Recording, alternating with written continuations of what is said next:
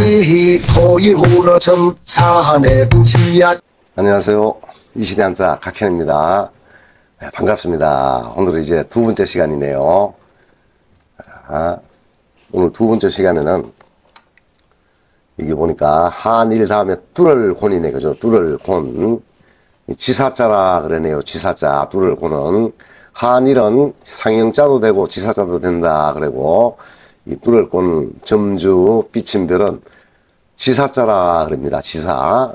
지사 문자라는 거는 눈으로 볼 수 없는 추상적인 개념을 선이나 부어로 나타내는 글자입니다.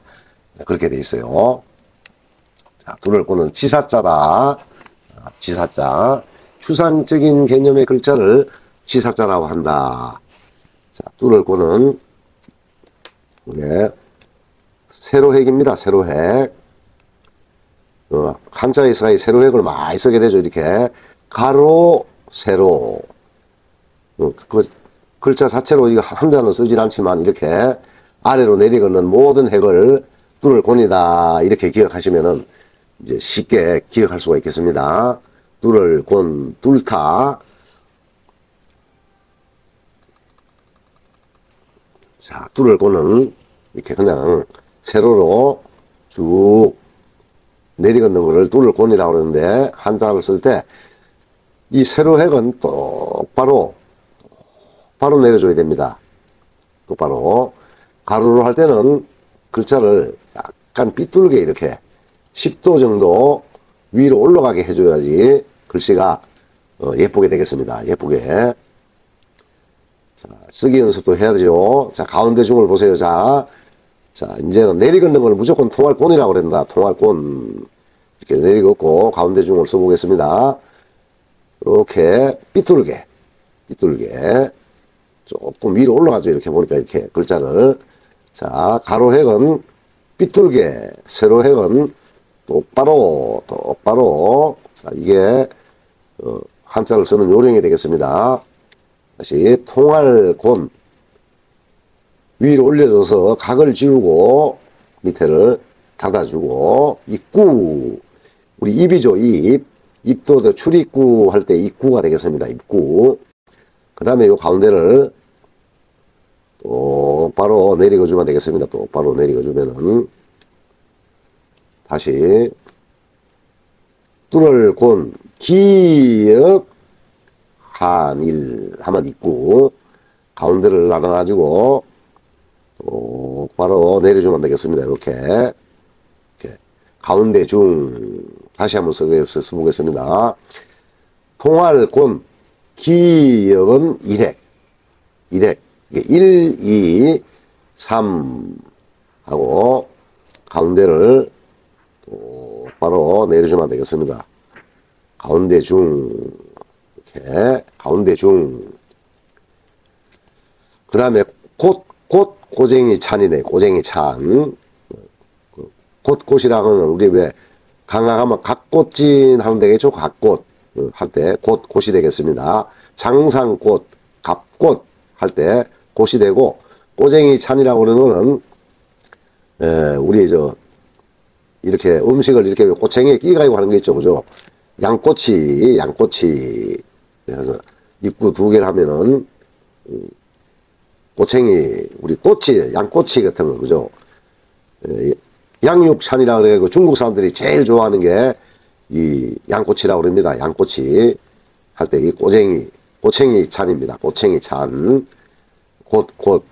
이거는 3급에는 포함이 되지 않겠습니다. 3급에는. 자, 우선 입구 두 개의 통할곤을 똑바로. 자, 내리는 데만 똑바로 써주면 되겠습니다. 꼬챙이 찬. 그 다음에 1, 2, 3 하고 똑바로 내려주면 이걸 우리 한국에서는 예뻘봉이라고 그럽니다. 예뻘봉. 자, 예뻘봉이라고 해요. 근데 이 자는 글자 한자로 우리 한국에서는 쓰지 않습니다. 사용하지 않아요. 이런 거를 사어라 그럽니다. 사어. 사어. 옛날에는 사용했지만 지금은 쓰지 않는 것을 사어라 그럽니다. 이 예벌봉은 개별적으로는 사어가 되겠습니다. 사어.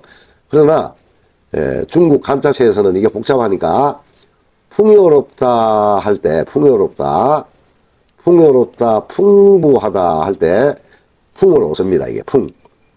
1, 2, 3 통할고는 풍부할 풍. 자, 풍부할 풍이라고 이걸 외워놔야 되겠습니다. 왜냐면 우리 이제 지금은 국제화 시대죠. 국제화, 그죠? 국제화 시대. 중국에 15억 인구, 한자 문화권에 있는 사람이 20억이 넘죠. 그 사람들이 다 이걸 풍으로 쓴다. 풍. 우리 한국에서는 사어지만 이게 풍으로 해놓으면은 아주 요긴하게 앞으로 쓸 수가 있겠습니다. 풍이라고 외워주시면은. 오늘은 글자가 많지 않죠.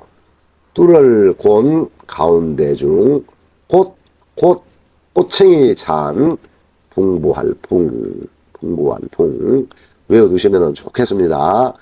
자, 뚫을 곤 알로 내려가는 거는 무조건 뚫을 곤이다.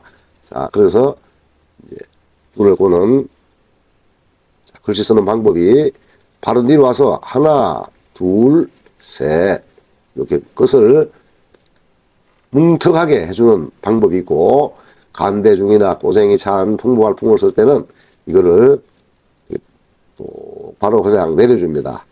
이렇게 내려줘요. 여기를. 자, 끝이 틀리죠. 그죠?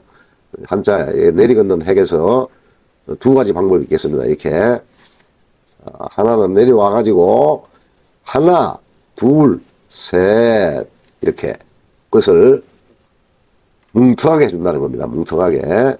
또 한 가지 방법은 똑바로 내려주는 거예요. 똑바로 내려주는 거. 자, 이게 한자의 기본이 되겠습니다. 이렇게.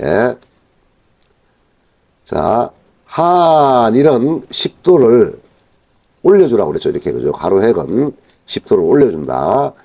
자, 내리건은 뚫을 고는 똑바로 가능한 한 직선으로 해줘야 됩니다. 직선.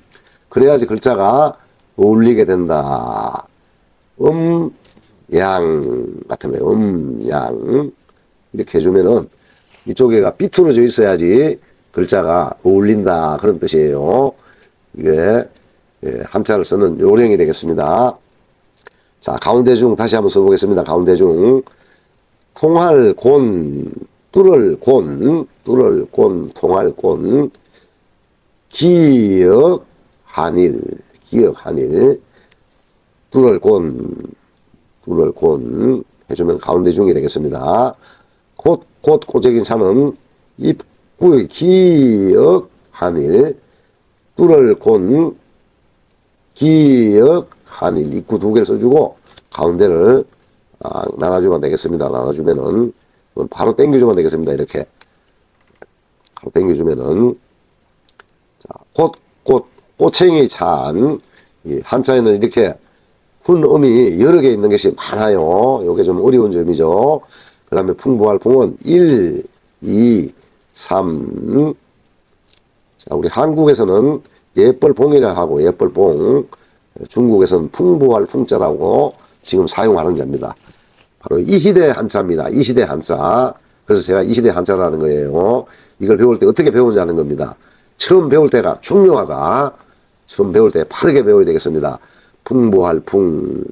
이렇게 배워 놓으시면 바로 사용을 할 수 있겠습니다. 예벌봉 해놓은 건 뭐다? 사어라 그런다. 사어. 죽을 사자, 말서모자. 죽은 말이다. 그런 뜻이에요. 죽은 말. 풍부할 풍은 살아있는 말. 활어. 살아있는 말. 우리는 할어를 배워야 되겠죠. 할어. 살아있는 말을 배워야 되겠습니다. 한자는 부수자와 획수가 적은 글자의 이름을 암기하여 쓸 때마다 이름을 부르며 쓰기를 하는 것이 한자를 배우는 최고의 지름길입니다. 한자는 1획 18자 정도와 부수자 214자가 합체되어 수만 자가 맞들어집니다. 이것을 조자 원리라고 합니다. 때문에 부수자 214자를 암기하는 것이 한자를 가장 빠르게 익히는 비법입니다.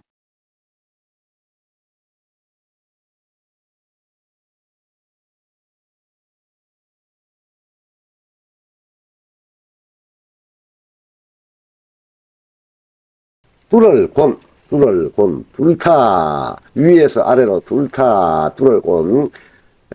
개별적으로 글자 한자는 완전자가 아니지만 한자에 세로획을 걷는 중요한 글자가 되겠습니다. 자, 한일은 가로획, 뚫을 곤은 세로획에는 아래로 내려갈 때는 모두 곤이라고 이름을 불러주면 되겠습니다. 곤이라고. 그리고 이 곤자는 보니까